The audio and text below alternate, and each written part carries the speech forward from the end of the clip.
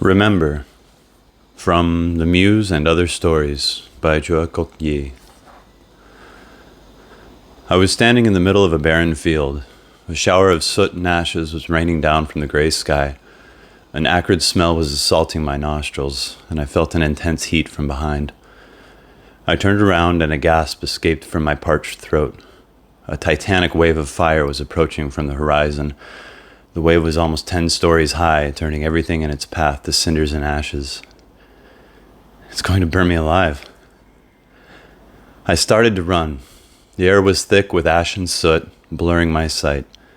I did not dare to stop, not even when I was running blind. The heat became more intense with each passing second, burning my throat and gobbling up the oxygen. I started to choke. A few steps later, I collapsed to the ground. This was my death, I realized. This time, I would not escape it. I jerked up, drenched in perspiration. Fear and confusion reigned for a moment before my thoughts gathered themselves. I looked around and realized I was sitting on my bed at home. It was just a nightmare, I whispered. I'm safe at home, and everything is fine. No burning, no dying. On the nightstand, my hand phone was ringing. Hey, Ahong, how are you? It was Yijing, my eldest sister. I'm, fine. There was a pause. Oh my God, you were sleeping, weren't you? Yeah, but it's okay. I'm glad you called, I answered. I meant it. Her call woke me up from that horrible nightmare. Besides, I enjoyed talking to her. Her voice was always cheerful and enthusiastic. I could imagine her smiling on the other end of the line. It was the kind of voice that you could not get angry at, even if it woke you from the sweetest of dreams. I'm so sorry. I didn't realize it was already so late. Oh, it's okay, really. Maybe I should call you again tomorrow when you're not so tired? I glanced at the clock on the nightstand. It was 1:35 in the morning. I scratched the edge of my left eyebrow. Do you mean tomorrow as in after the sun rises, or the day after this? She laughed. Okay, perhaps I should have said later today since it's already Wednesday morning now. I'll call you around 9 or 10 this evening. Is that all right? Sure. You go back to sleep, Hong. Sorry that I woke you up. Night-night. Good night. The line went dead. I put the hand phone down and closed my eyes. It felt as if barely 2 seconds had passed when I heard someone calling my name. Reluctantly, I forced my eyelids open. The room was bright and a little warm. Auntie Helen's voice could be heard from outside the door. Henry, you're still not up yet? I am now. A quick glance at the nightstand clock told me it was 8 in the morning. A frown formed on my face. It was unusual for Auntie Helen to wake me up on my day off. Most of the time she would let me sleep undisturbed because she understood how tired I would be after 6 days of work. I climbed off the bed with my heavy limbs and trudged towards the door. Auntie Helen was standing outside. She was pushing 50, but the lushness of her dark hair served to slice a decade off her real age. This morning she was wearing a blue dress that I had never seen before. Perhaps she bought it when she went Christmas shopping last month. Yes, Auntie? It's already 8 o'clock. You're not getting ready for work? For the past few years, I had been employed at a supermarket belonging to Mr. Ang, a friend of Auntie Helen's from the church. My daily shift was from 9 in the morning to 6 in the evening, except on Wednesdays. On working days, I would wake up at 7:30. The bus journey from my house to the store would take about 40 minutes to an hour, so I had to reach the bus stop near our house by 8 a.m. Today is not Wednesday? Auntie Helen stared at me for a moment. No, Henry, today's Thursday. For a brief second, I wanted to disagree. I remembered the conversation with my sister earlier that morning. She said it was a Wednesday morning, did she not? But I decided not to argue. I could have heard her wrong. Perhaps the call was on the day before, I was not sure. On the other hand, Auntie Helen seldom made mistakes. If Auntie Helen said it was Thursday, then Thursday it must be. She was someone who never lied or played pranks on me. I trusted her words more than my own. Sorry. I'm sorry, Auntie. I thought today's Wednesday. It's okay, Henry. Now you go in and get dressed. I'll call Mr. Ong and tell him that you're going to be late. I'm sorry. Don't worry about it, Henry. I'll make you a peanut butter sandwich while you get dressed, okay? I nodded. Auntie Helen smiled before turning away. Our house was located in a residential area near Petaling Jaya. It was a warm, friendly neighborhood where everyone knew each other. Auntie Helen's husband, Uncle Tom, once told me that this housing area was one of the earliest projects of the state. The single-story house we were staying in was older than me, he said. But I didn't mind its age. I loved that house. I came to live with Auntie and Helen and Uncle Tom when I was 11. That was more than 16 years ago, a few weeks after the incident. It was drizzling on the night I arrived at the house for the first time. Uncle Tom was drenched when he alighted from the car to open the gate. I was in the back seat next to Auntie Helen. Cursed weather, Uncle Tom mumbled as he climbed into the car again. As we drove into the compound, Auntie Helen turned to me. "This is your new home now, Hong," she said. Back then, my name was Hong. Sometimes called me Ah Hong or Hong Chai. As soon as the last word escaped from her mouth, Auntie Helen turned sideways to open the car door. She did not wait for or expect a response from me. Auntie Helen had tried to make conversation with me throughout the journey from the orphanage to the house. She had pointed to places along the way, asking if I had ever been to any of them. Sporadically, Uncle Tom would throw in a question or two of his own. For every question, they received nothing more than a nod or shake of my head. "It's a very nice house," I said. Auntie Helen turned, surprised. Her eyes were sparkling with delight. "You will love it here," she assured me. I nodded and watched a smile split her face. Of course, I remember none of this. Auntie Helen told me this story years later. The first time Yijing called me was on the eve of the previous Chinese New Year. "Gong hei fat choi." I returned her greeting. There was a pause as I tried to put a name to her voice. It was vaguely familiar, but I could not recognize it. "You've no idea who I am, do you?" she teased. Make a guess," she said. Her voice had a cheerful tone, as if she was smiling while speaking. It was so infectious that a smile was creeping onto my own face. I already liked her, despite having no idea who she was. "I don't know." "Come on, just make a guess," the voice implored. "Karen?" I actually knew no one called Karen. It was just a random name I picked. "Oh? Who's this Karen? Some hot girl from work?" As if there was a funny joke somewhere in there, she started to laugh. That's when I realized she was not someone I knew. I would have remembered if I had ever heard such hearty and joyous laughter before. "I really have no idea. I give up," I said. Somehow that set her laughing again. This time I joined her. We just laughed and giggled together for a good minute or so. I had no idea why we were laughing. It just felt like the right thing to do. "It's me, Yijing," she said, trying to suppress her giggles. The name sounded familiar. It took me a few seconds to remember whom it belonged to. My laughter stopped. Recognition came like a punch in the gut, leaving me stunned and breathless. How long it had been since I heard that name? 15, 16 years? "Hello? Are you still there?" Yeah. "Do you remember who I am?" she asked. I remembered a wisp of a girl with long dark hair who was about 7 or 8 years old. She had thin lips and a slightly large nose. Her eyes were large and they sparkled when she laughed. She always carried her brown teddy bear around who was, what was the teddy's name? Mocha? Or was it Mina? "Yes, I remember you. You were, are my sister." "Phew, that's a relief," she said. "Sorry if I startled you. I know it's kind of strange to suddenly call you after all these years." She was right. It was strange and awkward. It had been more than 16 years, a lifetime ago, since we last spoke to each other. "Look, I understand this is weird. We've not seen each other since that night. Back then we were so young, and now we're grown-ups and strangers to each other. What is there to talk about, right? Do we even like each other?" I asked myself all those questions before I decided to make this call. Then I told myself to give it a try. At the very least, we can keep in touch, right? Right. Silence. I wanted to say something, but could not find the right words. The silence stretched between us. "Okay, this is starting to get really uncomfortable," she laughed again. "Maybe you need some time to, digest this. I'll call you again, okay?" "Oh, okay. Thanks. Thanks for calling." "It's my pleasure. It's good to talk to you again after all these years, home. Henry. Pardon? I'm called Henry now. Henry. That name suits you.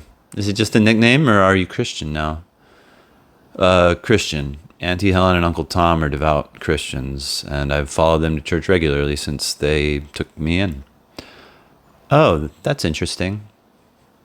Not really. Pastor Dom's a nice man, but his sermons can be boring at times. She laughed. No, you silly boy. I didn't mean going to church. I meant it's interesting you're a Christian now.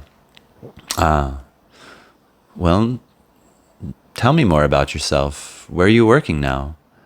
I'm working at a supermarket, I told her. That's not bad. But I was sort of hoping you'd be working in a confectionery store or a bakery.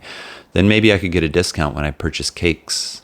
You like cakes? I love cakes, she declared. A slice of a memory popped up in my mind. It was the same young girl looking up at an adult. Perhaps it was my mother or father, I could not be sure. They were inside a bakery. She was pleading with the adult, her finger pointing to the counter. There were cakes of different shapes and colors sitting there. The young girl's eyes were round and tear-filled. The sorrow on her face could have melted hearts of iron. I remembered. Yijing, my sister who loved cakes. I remembered at last. And fierce pride filled my heart. That night we talked for almost an hour until she told me her handphone's battery was running out. She promised she would call me again. Here comes our sleeping beauty. Gopi's voice was laced with sarcasm. He was leaning against the wall of the basement stockroom, gulping water from a plastic tumbler. His white work shirt was drenched in perspiration. The trolley next to him was stacked high with cartons of soft drinks. Sorry, I said. Gopi threw me another glance and shook his head in disgust. Like the rest of my colleagues at the supermarket, he disliked being on the same shift as I. In their eyes, I was unreliable and incompetent. I could not blame them, actually. Mr. Ong's supermarket was a medium-sized sole proprietorship, one of the last survivors of its kind in this era of hypermarket chains. The store had only employed 25 people, and I was one of the 12 general stock keepers. Our role was simple, to receive and record stock, as well as replenish the shelves. Due to the competitive nature of the business, Mr. Ong ran a very tight and lean ship. Whenever someone went on medical leave or came in late, those working the same shift would have to pick up the slack. To be honest, I went on medical leave quite often. On top of that, I was a permanent morning shifter. In the beginning, most of my colleagues were fine with the arrangement, but after a while they started to feel it was unfair. A few of them complained to Mr. Ong, who dismissed their complaints, thereby compounding the problem. Tension rose, and things came to a head during a staff meeting. Someone badmouthed me, and Mr. Ong lost his temper. He told them to leave if they could not accept the situation. A few actually quit, and those who stayed stopped complaining, but I knew they never stopped loathing me. I'll bring these upstairs, I offered. Gopi continued to drink, not even bothering to nod. I'm sorry you had to do extra work, I said as I pushed the trolley towards the lift. He continued to ignore me. It was my fault, really. My apology had lost its value. How many times had I apologized? Yet I continued to be tardy and unreliable. I did not blame Gopi or any of my colleagues for disliking me. The lift doors slid open as I pushed the trolley and the soft drinks towards the aisle. Someone called my name, and I turned to see Mr. Ong standing beside me, looking bewildered. Henry, what are you doing? Ooh, stocking the shelves, Mr. Ong. His eyebrows rose. He pursed his lips before shaking his head. Those soft drinks just arrived, Henry. I told Gopi to take them downstairs. Did he put you up to this? No, Mr. Ong was staring at me, his eyebrows knitted together. No, Gopi did not ask me to bring this up. And that was the truth. He just did not stop me from doing so. I saw the trolley downstairs near the lift, so I thought the aisle needed to be replenished. Henry, you know the size of our soft drinks aisle. Do you think we will need so many cartons for replenishment? And all from the same brand, too? I looked at the trolley again. There were 12 cartons of the same brand. Mr. Ong was right. The aisle could not hold all of them, and it did not make sense to display only one brand. I should have thought of that earlier. Mr. Ong let out a sigh. Then he waved his hand, signaling me to push the trolley back to the store downstairs. Gopi was standing beside the lift when I reached the storeroom. He was grinning at me. "Now you know the meaning of doing extra work, yeah?" he said. I said nothing. If this was the way he needed to vent his frustration at me, then so be it. I was as much fault here as he was. I could understand that. Sometimes I just wish they would believe I truly wanted to work as hard as them. I wanted to be able to realize it was Thursday, not Wednesday, without Auntie Helen telling me. I wished I did not need the so-called privilege of working on a permanent morning shift. Did they think I wanted all the medical leave? I have been plagued by headaches since I was a child. Uncle Tom and Auntie Helen had taken me to many doctors, including some renowned specialists, but none of them could pinpoint the root cause of my headaches. Some said I was suffering from neural damage. Others suggested it was psychosomatic in nature. Uncle Tom explained that psychosomatic meant the headaches were probably caused by emotional distress. He might still be traumatized from that night, a doctor told Uncle Tom. After a while, we stopped visiting doctors. I guess Uncle Tom and Auntie Helen gave up on finding a solution. I did too, and came to accept the headaches as part of my life. They were like nasty relatives who loved to make unannounced visits. I could not stop them. It was just a matter of intensity. Sometimes the headaches were a minor throb, but other times I felt as if my head was being pounded to smithereens. Uncle Tom called the serious headaches big hammers. All we could do to ensure was we had an extra box of extra-strength Tylenol at home. My colleagues hated me for being special. They did not know how desperately I wished to be normal like them. Yijing and I spoke once or twice a week. She often steered the conversations to our past. In the midst of a conversation, Yijing would slip in anecdotes about our family. She could remember so many things as if they happened just days ago.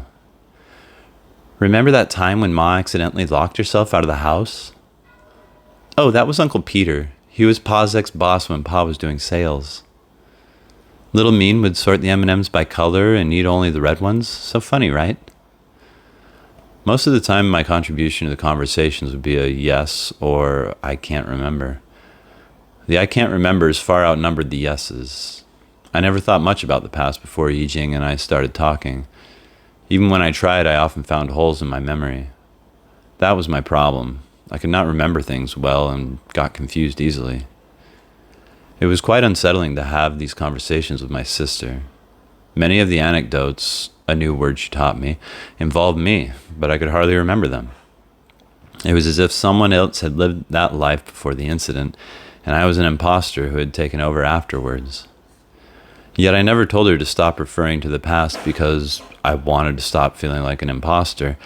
I wanted to reclaim my past, and her anecdotes were helping me. Once, Yijing told me about the bakery near our old home, and how she loved going there with our parents. As she was talking, I remembered a cardboard tray with a blueberry cake in the middle. These images were often vague and disjointed, but they were more than I had before. There was no doubt that they were part of my history. I was starting to remember more about her, Ma, Pa, Little Mean, and myself. The other reason I enjoyed these conversations was Yijing herself. I genuinely enjoyed talking to her. There was something about her voice that I found soothing, and she had a way of making me feel better about everything. She also let me talk about anything without judging me. I could tell her bad things about my colleagues and how much I disliked them. Once I told her I was so angry with Gopi that I felt like smashing his head against a wall. Instead of scolding me, she jokingly reminded me not to damage the wall, and we laughed. It was not the kind of conversation I could have with anyone else, especially not Auntie Helen. When will you come to see me?" I asked her one night. "I thought you're busy with work." No. Did I tell you that?" "I think so, but never mind. In any case, I'm very tied up with my work right now." It occurred to me that we had been chatting so much about the past that I hardly knew anything about her present life. Was she married? Did she have children? Where was she staying? Where was she working? "What do you do?" I asked. "You mean my line of work?" Yeah. I told you last week. You've already forgotten, you silly boy. Her laughter flowed through the telephone line with a natural exuberance. I smiled. Even the way she scolded me was endearing. I could not remember if she had told me about her job before, but she might have.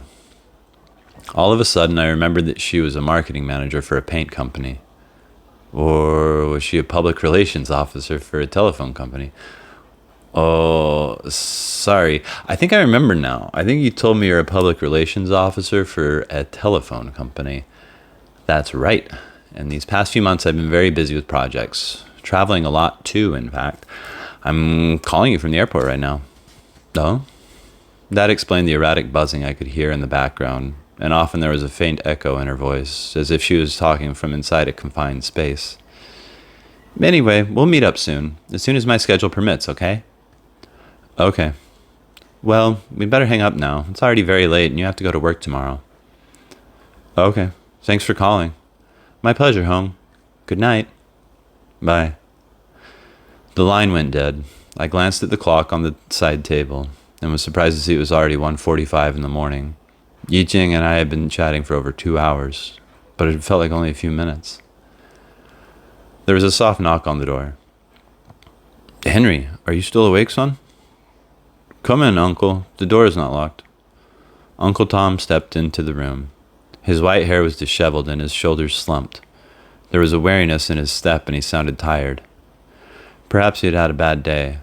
He was a school teacher. He told me he was going to retire in 5 years.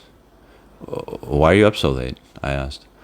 I was having trouble sleeping, so I thought I would go for a walk. A pause. I was going to the room when I noticed your light is on. Are you having trouble sleeping too? No, I was just, I was not sure if I should tell him about Yi Jing. Maybe not yet. Somehow it did not feel right to tell Uncle Tom and Auntie Helen that I had found my elder sister, my real flesh and blood family. It would probably hurt their feelings. After all, both of them tried so hard to make me part of theirs. That's okay, Henry. I heard you talking on the handphone. Uncle Tom smiled. My handphone? Yes, the one I bought you as a Christmas present a few months back. Yes, I nodded. Of course, that's the one. Yes, I was talking on the handphone you gave me. With a girl? Uncle Tom gave me a sly smile. Yes, with a girl. That was not a lie. His smile broadened. Good. You should get to know more people. I nodded. Oh, okay, but I better go to bed now. You too, Henry. Good night, Uncle Tom. Good night, son. One night I had a dream about my family. We were in a park under the shade of a huge tree, sitting on a ground of lush, soft grass. Yi Jing was hugging a brown teddy bear to her chest, and I was next to her. Ma was holding out a piece of cake to me, telling me something. I could see her lips moving, but there was no voice coming out. Somehow that did not bother me. I stared at her face. Until then, I had forgotten that Ma was a beautiful woman. To me, she looked like an angel. And Pa was no slouch either. He was tall, handsome, and blessed with a charming smile. In the dream, he was cradling little Mean in his arms. My little brother was crying over something, and Pa was soothing him. Yes, I remember my brother was quite a fussy little boy. I loved them all, Yi Jing, Ma, Pa, and little Mean, and I missed them so much. I did not know when I stopped thinking about them. How could I have stopped remembering and missing them? But I had, as much as I wished I'd not. At that moment, I wanted to remember and miss them for the rest of my life. The next morning, I woke up with a tear-stained face. First, I felt the chill as if I was lying on a block of ice. Then my brain caught fire. I let out a groan and sat up on the bed. The clock showed it was 5-something in the morning. My head was pounding and my eyesight was starting to blur. This is going to be a big, bad one, I thought. Woozily, I stumbled into the kitchen to get some Tylenol. I popped 2 pills into my mouth and washed them down with a glass of warm water. Then I sank onto the kitchen floor, waiting for the pills to work their magic. Magic. There was no other word more appropriate to describe the ability of such tiny pills to chase away so much pain. Henry? I woke up to Auntie Helen's voice. She was standing at the entrance of the kitchen. I was lying on the kitchen floor. "Are you all right?" "Oh, I'm okay, Auntie. I must have fallen asleep after I took the pills." She came over and touched my forehead. "You're running a fever. You better get back to your room and lie down. I'll call Mr. Ong and tell him you're not coming in today." "No." The pounding in my head was gone and my vision was clear. I was fine and did not want to skip work. "But Henry, you have a fever." "I'm fine, Auntie. I'll go get ready for work." I left Auntie Helen standing in the kitchen, slowly shaking her head. Not for the first time I felt a pang of guilt. Auntie Helen was trying so hard to do right by me, yet things did not always turn out as she wished. She was a good and patient person, and deserved a child who could live up to her expectations, a child who would grow up fine, healthy, and successful, someone who could make her proud. Instead, she got me. When I reached the supermarket later that morning, I noticed something was wrong. Normally there would be about 15 to 20 of us working during any particular shift, but that morning everyone was there, including those who were supposed to be on the afternoon shift or their day off. They were hanging around the covered parking lot at the back of the building near the staff entrance. Anisha, one of the few coworkers who was not hostile towards me, was standing a few meters away from the rest. A lit cigarette dangled from her lips. I approached her. "Hi, morning." "Morning. Why is everyone here?" "You didn't get the text from Mrs. Ong late last night? There's a special staff meeting this morning, compulsory attendance." The door of the staff entrance swung open and Mrs. Ong stepped out. She was the office manager who did the administrative work for Mr. Ong. Standing next to her was a middle-aged man I'd never seen before. He was formally attired in a white shirt, matching tie, and black trousers. His hair had been slicked back. "Good morning, everyone," Mrs. Ong said. All conversation stopped and everyone turned towards her. "Thank you all for showing up on such short notice," Mrs. Ong said. She was staring at her feet the whole time, and I noticed dark circles under her eyes. Her hands were clasped tightly in front of her. "I have some very bad news." She paused. "At about 8 o'clock last night, Mr. Ong passed away." There were gasps and whispers from the crowd. "At the moment, the case is still under police investigation, so I will not be able to provide you with any details. His estate is arranging for the funeral, and I will talk to you all when I have more information. The supermarket will be closed for 2 days and will reopen on Thursday." The murmuring from the crowd became louder. Mrs. Ong turned to look at the man next to her, and he stepped forward. "Hi, I'm Chan, the attorney for Mr. Ong. I want to assure you that we are not shutting down this supermarket. This 2-day break is for us to sort out some legal matters. Your wages will not be affected by this closure. We appreciate your understanding in this matter, and thank you." With that, the two of them retreated into the building. "Whoa, that's really shocking. Mr. Ong is dead? Just yesterday he was scolding me for taking a long ciggy break, and today he's gone?" Anisha said. Then she turned to me, her eyes widened. "You also didn't know about it? I mean, before just now?" I shook my head. I was shivering. Maybe it was from the fever, or perhaps from the news. There was a strange feeling brewing inside me, something bitter and vicious. "Oh, then the rumor's not true." "What rumor?" "Well, everyone said you were Mr. Ong's illegitimate son." "That's so stupid," I screamed. "Stupid! You are all so stupid." Anisha's eyes widened in surprise. The cigarette dropped from her slack lips. All other conversations stopped. Everyone turned their head towards us. "You're all so stupid. Mr. Ong was a kind man. He was helping me because I know Mr. Ong knows I have problems, so he treated me with kindness. And you all talk bad about him behind his back." My eyes darted between the faces in the crowd, shooting everyone with a poisonous glare. "He was a good man, and you were all so disrespectful towards him. He's gone now. Mr. Ong is dead. Are you all happy now?" No one answered me. Anisha retreated a few steps, her face contorted with confusion and fear. I marched towards the entrance of the parking lot. Those standing there stepped aside, opening a path for me. With every step, the whispers got louder behind my back.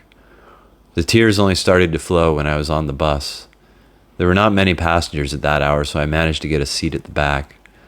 The few passengers turned and stared when I started sobbing, but I did not care. No one said anything. They just stared for a moment, before turning back to whatever they were doing before. I cried for the loss of Mr. Ong. There are too many vicious people in the world, like my coworkers Gopi or Afai or Osley. Kind people like Mr. Ong were hard to find, and with him gone, we had one less in the world. I was also crying for what I did to Anisha. She was one of the few people at work who treated me right, yet I had shouted at her. I was crying for Ma, Pa, and Little Mean, whom I knew I would never see again. I was crying for Auntie Helen too, because she deserved a better son. Most importantly, I was crying because it felt really, really good to do so. It took me 15 minutes to walk from the bus stop to the house, and my shirt was drenched in perspiration when I reached home. Yet I felt so cold that I started shivering. I touched the back of my hand to my forehead. My forehead was burning. Auntie Helen was right as usual. I should have not gone to work. Perhaps if I had not, I would not have received the news. And if I had not received the news, Mr. Ong might not have died. Maybe it was my fault. The house was empty. Auntie Helen had left a note on the table telling me she was at church. She had probably heard the news. Mr. Ong and she were part of the same circle of friends from the church. She had left a phone number in the note in case of an emergency. I went to my room, took my shirt off, and dived into bed. I was exhausted. My limbs felt boneless and my head weighed with a ton. As I lay there staring at the ceiling, sorrow returned to fill my heart again. I cried, wishing the tears would flush the sadness out. After a while, I fell asleep. My handphone was ringing. I opened my eyes. The clock showed that it was 5 o'clock in the evening. Hello? It was Yijing. Hi. I'm sorry to hear about Mr. Ong. I know he meant a lot to you. Are you all right? I told her I was very sad and my body was burning with fever. Listen, Hong, it's going to get worse. You will need to be strong, okay? A thought finally occurred to me. How did my sister know about Mr. Ong's demise? Had I told her about it? I was not sure. And what was going to get worse? Before I had the chance to ask, the line abruptly went dead. That was unusual. She had never hung up on me before. Perhaps the line was bad. Maybe she would call me back.